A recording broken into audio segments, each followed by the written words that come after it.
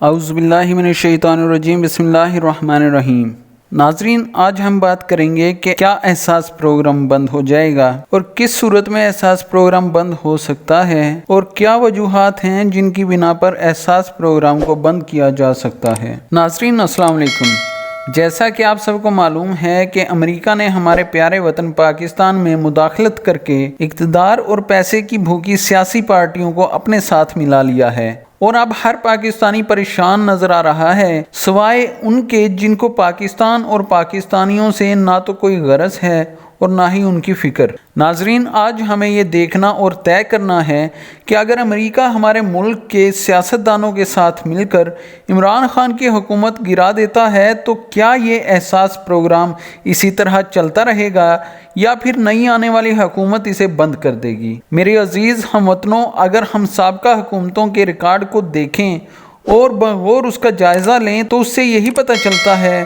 کہ انہوں نے صرف وہ منصوبے شروع کیے اور وہی منصوبے چلائے ہیں جن منصوبوں سے پاکستان اور پاکستانی عوام سے زیادہ ان کا اپنا فائدہ ہو۔ ناظرین، یہ بات بھی واضح کر دینا چاہتا ہوں کہ احساس پروگرام چلانا کسی دوسری حکومت کے بس کی بات نہیں، کیونکہ اس پروگرام میں حکومت کی جیب سے پیسے عوام کی جیب میں جاتے ہیں، اور سابقہ حکومتوں کا یہ ریکارڈ رہا ہے کہ وہ عوامی فلاح و بہبود سے زیادہ اپنی اور اپنے بچوں کی فلاح و بہبود کے منصوبے شروع کرتی ہے اور انہی منصوبوں کو چلاتی بھی ہے۔ اس حوالے سے اگر دیکھا جائے تو موجودہ حکومت نے احساس پروگرام کے تحت غریب، مستحق اور حقدار پاکستانیوں کے لیے 16 سے زیادہ پروگرام شروع کیے ہیں، جن کی مثال پچھلی حکومتوں میں نہیں ملتی۔ اس حکومت کا سب سے بڑا کارنامہ یہ ہے کہ اس نے ہر پاکستانی کو سالانہ 10 لاکھ روپے تک مفت علاج کی سہولت فراہم کر دی ہے، جس کے مطابق اب ہر پاکستانی